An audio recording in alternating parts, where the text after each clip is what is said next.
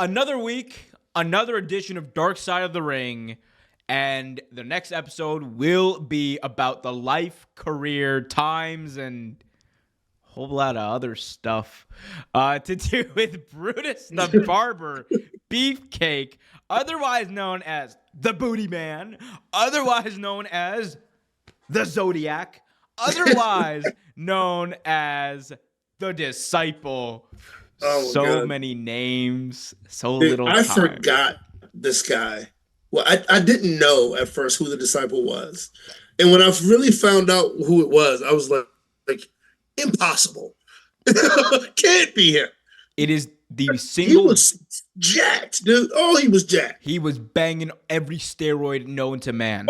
Oh, known to man in every orifice. Like I said, man, Triple H is HHH, or this dude HGH. Like, it was crazy.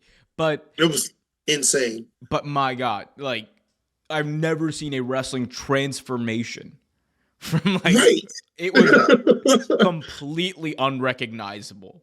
And he Dude. was doing, but the funniest thing was, Trev, he was doing exactly what he's done his entire career, which is like, Hogan, yeah, Hulk. Yeah. We love you, That's Hulk. it. That's it. Okay, obviously, a lot to get into with his career, his life, his very hard times, Daddy. What was your favorite Brutus the Barber Beefcake persona? Oh man. I mean, so after Brutus and like the disciple, honestly, he didn't really display that much wrestling ability in either. Like, I mean, the Zodiac was just fun. It was the Zodiac was just fun. It was completely unhinged. Completely unhinged.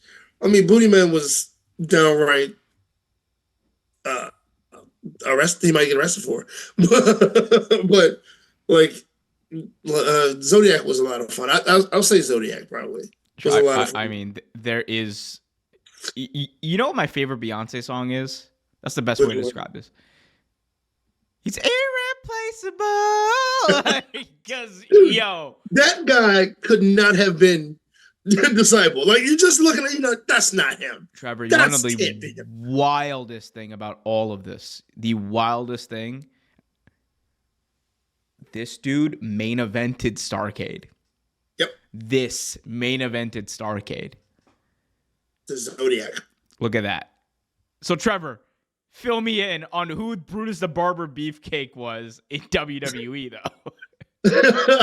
So what's funny is I was, I'm a action figure guy. I like my action figures, especially my wrestling action figures. And I was looking at the new series of wrestling, WWE, and they got Bray Wyatt coming out, a couple of other good ones. And so you know how some action figures come with pieces to build a character? I kid you not. You get all these people, they build the disciple. What? Yeah, if you get all the action figures within that series, they have pieces to build the disciple. Was it like an NWO series? It's the Monday Night Wars one, if I'm not mistaken, actually.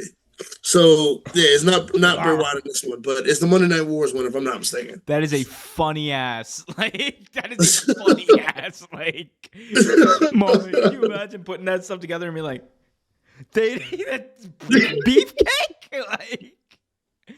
Yo, that's crazy. It's so crazy. But for those of you who are not aware of the Brutus, the Barber, the Beefcake. Okay, Iron Sheik. The Brutus, the Barber, the Beefcake. Make him humble. Put him in the Hamel clutch.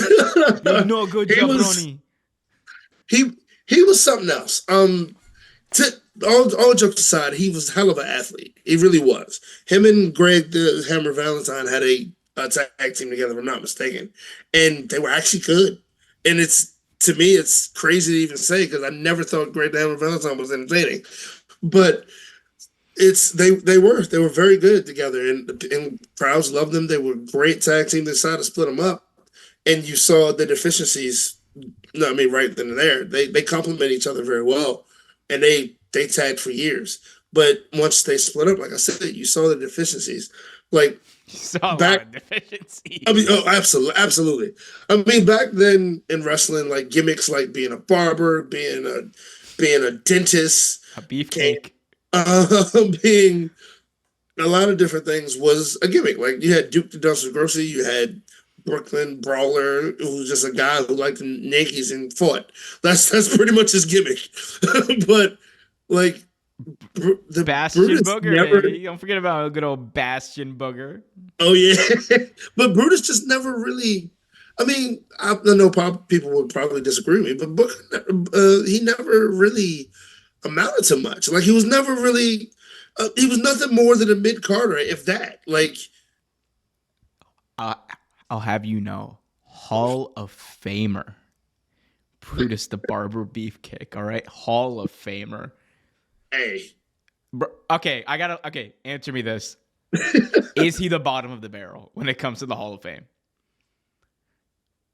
damn, who else could you throw in there though? There's one. There's a I don't want few, to be mean. I don't want to be mean, but if we're being okay, for me, the bottom of the barrel is like Coco Beware. and you know what? I think, and that's not his fault either. No, It's not. that's not his fault. Like, because they did not market that man. That man could wrestle. Like they did not market that man well at all. I will But say, Bruce the Barber Beefcake, in my opinion, is too big of a meme not to have him in the Hall of Fame. oh, absolutely, absolutely.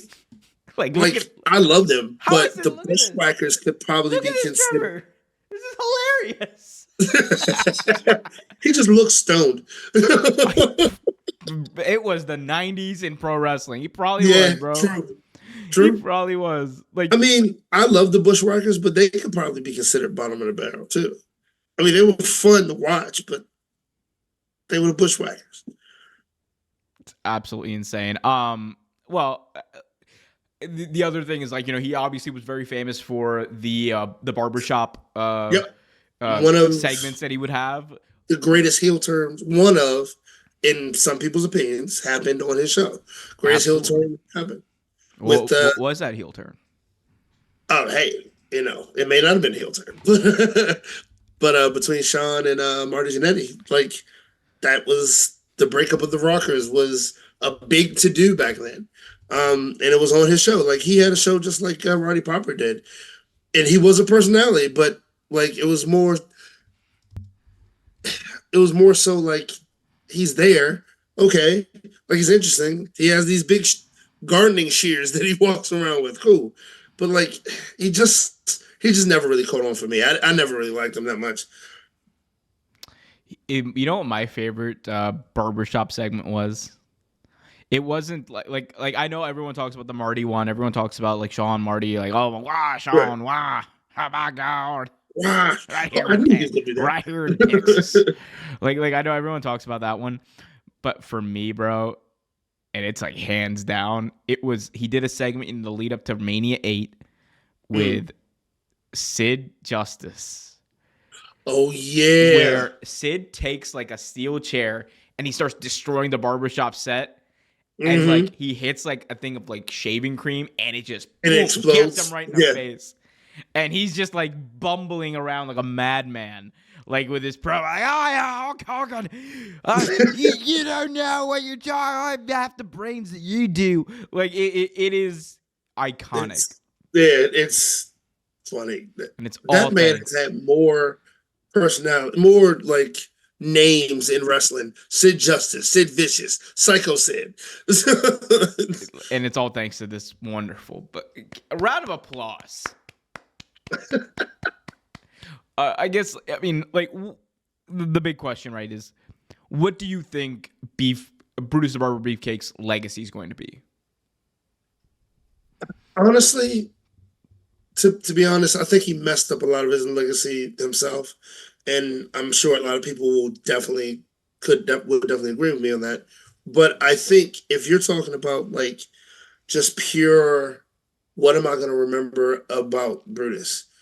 You're going to remember the barbershop. You're going to remember like his larger than life personality, I guess, even though it wasn't all his. This you're gonna remember You're this. definitely gonna remember Zodiac. You definitely remember Zodiac. But if you're more about just skills, you're gonna remember him for his tag team wrestling. Because, like I said, he was damn good actually. Him and Grant Hammer were very good together. So I mean, it depends on what you like, what type of wrestling you like, and what you like in wrestling. You know what I'm going to remember him for? And I think this is actually his legacy amongst most wrestling fans. It is the fact that he is Hulk Hogan's best friend, or he was Hulk Hogan's best friend. Yeah, That yeah, and it was plain to see that he was Hulk Hogan's best friend. it was. He's got the red, white, and blue going through it. It is insane that Brutus Beefcake did He not get was enough. almost his lackey, actually. He was. He was a sidekick. He's like his butler. You know, that's why you Yeah, always had him in black he was and a white. bad Robin. No. He was a bootleg Alfred, is what he was. All right, it was bootleg Alfred. But Yes, Mr. Hogan. Yes, yes. hello, Master Wayne. Um, hello, Master Bolea. Uh, please, sir, may I have some more? I don't think it's gonna work, but I'll listen to you. It ain't gonna work for me, brother. This Hulk Hogan's been saying that for a while. The other thing, like, what I'm most interested to see in this documentary, though, is like there's so many things to cover, like his accident, right? The paragliding accident that left him like his face like apparently like caved in or whatever. Yeah, Um, yeah, I'm sure they're gonna discuss that. I'm sure they're gonna discuss, his substance abuse history, which is unfortunate for being all serious. They're gonna talk about how that kind of like probably led to him not getting any more wrestling dates, and I'm yeah. sure someone's gonna bring up Hulk Hogan. They have to. Oh, Hulk Hogan might bring up Hulk Hogan. Linda Hogan did bring up Hulk Hogan and Brutus the Barber Beefcake once. Oh yeah, yeah. There was It's she had some interesting thoughts about their friendship.